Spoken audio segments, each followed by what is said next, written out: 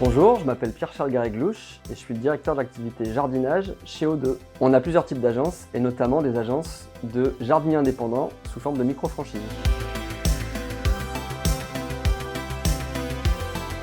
Alors, la micro-franchise, c'est avant tout de la franchise, c'est l'essentiel de ce que c'est, et c'est destiné à des micro-entrepreneurs.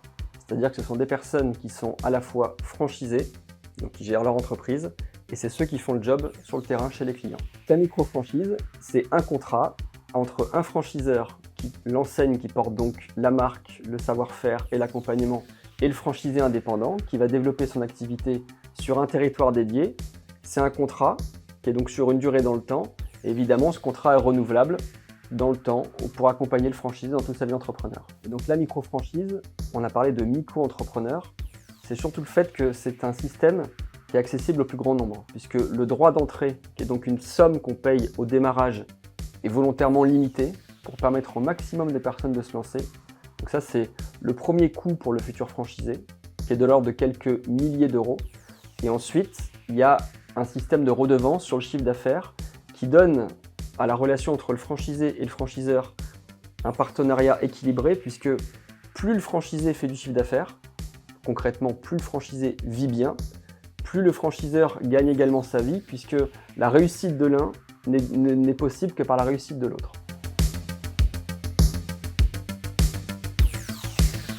Alors l'intérêt de la micro-franchise, c'est qu'on reste indépendant, c'est sa propre structure, on garde son autonomie, et pour autant on est accompagné par un groupe qui nous donne les bonnes pratiques pour être en mesure de réussir.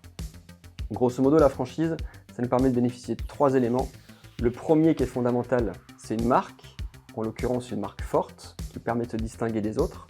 Le deuxième élément, c'est un savoir-faire qui est éprouvé, avec un modèle qui est clé en main, qui permet de se dire j'applique ce qui existe par ailleurs et ça fonctionne. Et le troisième élément, c'est un accompagnement par son franchiseur qui nous donne des conseils, qui répond à nos questions et nous accompagne en cas de besoin.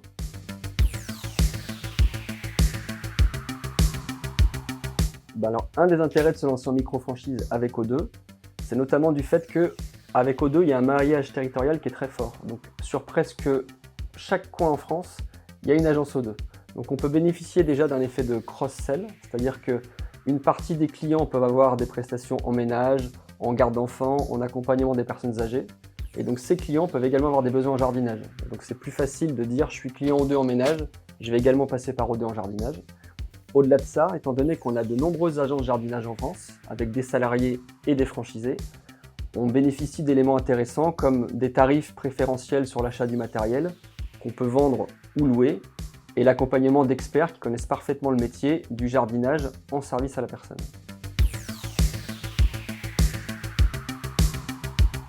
La plupart de nos franchisés et de nos micro-franchisés sont des personnes qui sont en reconversion. Ils veulent relancer leur carrière avec un nouveau projet. Ils ont une appétence, parfois même une compétence pour le jardinage. Ils ont en revanche besoin de plus d'accompagnement sur la partie gestion. Comment créer mon entreprise, comment gérer mon entreprise, comment développer l'activité commerciale. Et donc là, l'accompagnement de O2 se fait vraiment en 3 temps. Le premier temps qui est fondamental, c'est définir le projet.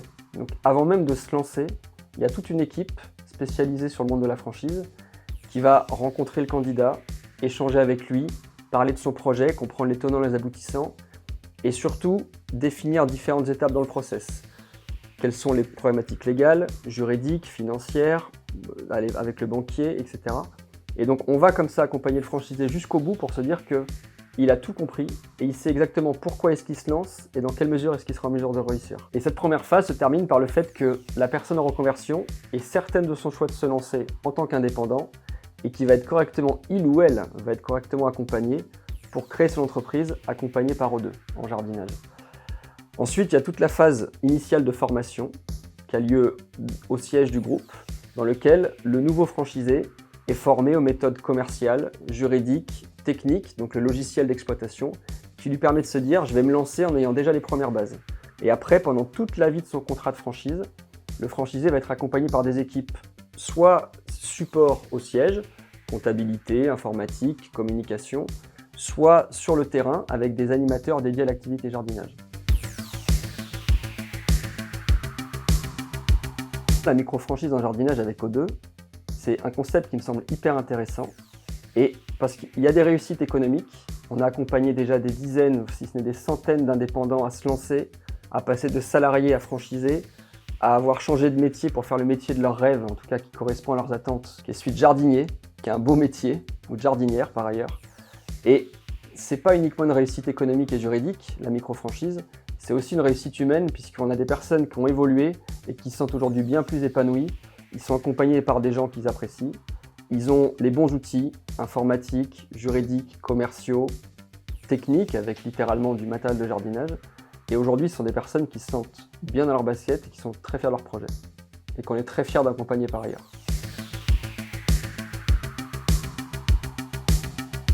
C'est surtout, ça peut être tout le monde.